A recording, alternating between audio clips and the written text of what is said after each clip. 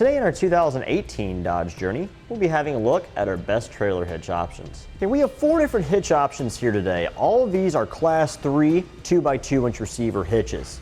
Up top, we have the etrailer.com hitch. Then we have our CURT hitch. We have a Draw-Tite hitch. And then we have another Draw-Tite hitch. First off, we'll give you a brief summary. As far as appearance goes, we found the Draw-Tite hitch, which is hidden behind the fascia, to be the clear winner here because it is the most hidden and offers the most appealing look on our vehicle.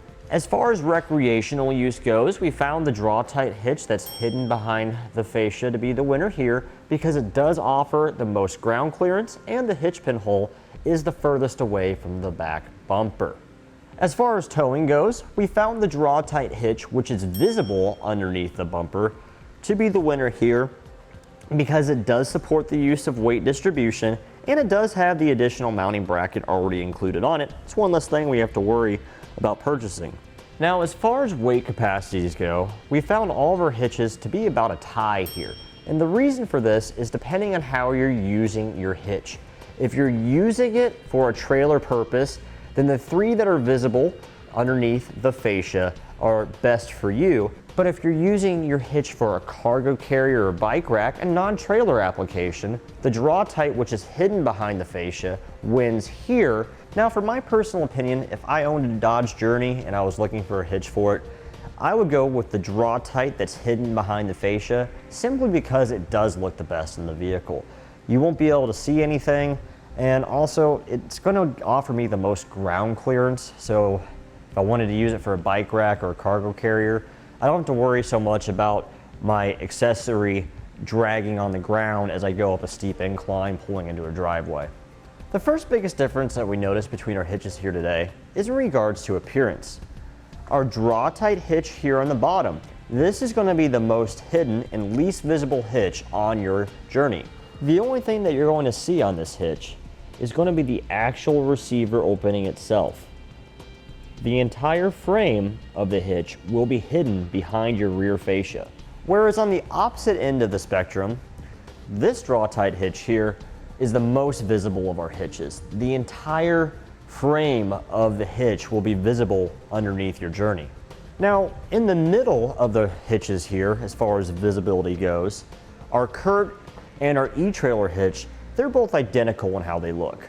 Whereas about this much of the hitch frame and the receiver section will be visible.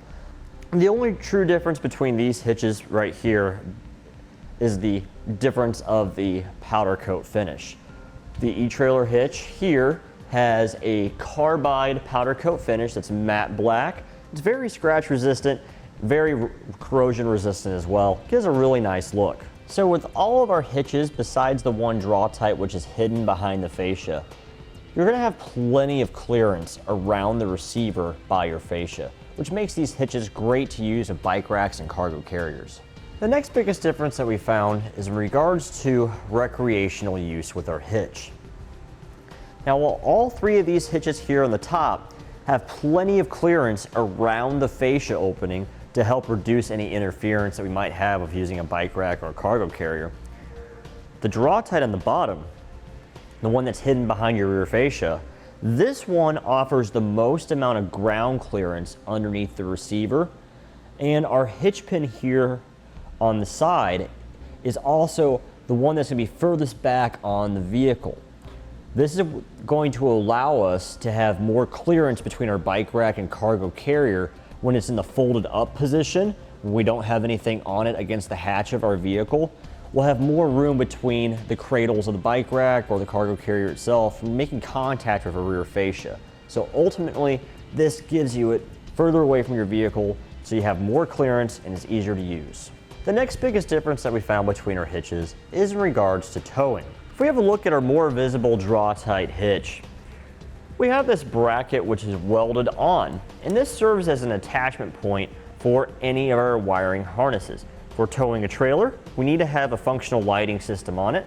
Now, while it's a nice feature that this Draw-Tite hitch has that already available on it, keep in mind we do have other solutions available on our website as far as brackets go that can attach to our other 3 hitch options One such option that we have available is part number 18140, and this will clamp around the frame of your hitch, thus giving you an attachment point for either your 4-pole flat or your 7-way RV connector to hook up to your trailer.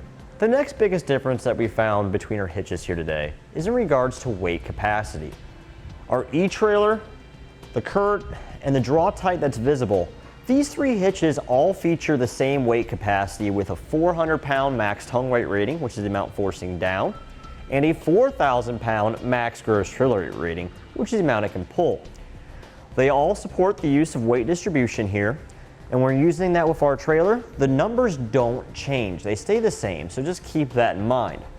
And with our Draw-Tite hitch, which is hidden behind the fascia, this one features a 525-pound max tongue weight rating.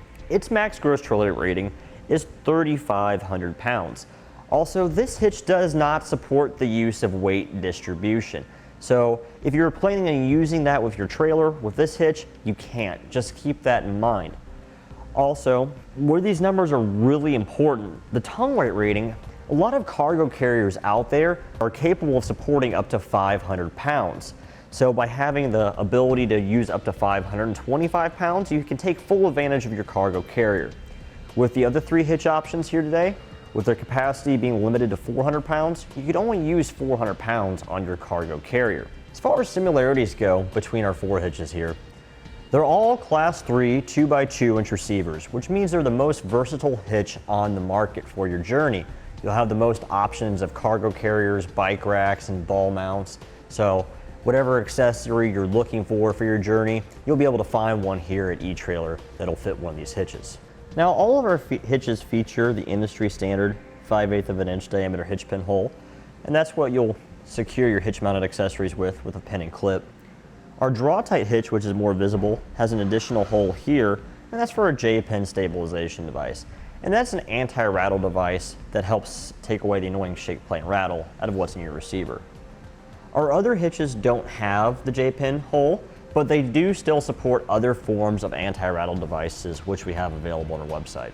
All of our hitches are going to have safety chain loops in about the same location, and all of them will easily accept a large diameter safety chain hook like this one without any problems. All of our hitches are going to install fairly easily with no major modification to the vehicle at all. The only one that requires a little bit of modification is the Draw-Tite that's hidden behind the fascia. We'll have to do a little bit of trimming on the fascia in order to get this to fit, and we do have to remove the fascia to install this one. And that completes our look at the best trailer hitch options for the Dodge Journey. We hope you find this video helpful and informative in your hitch purchasing decision.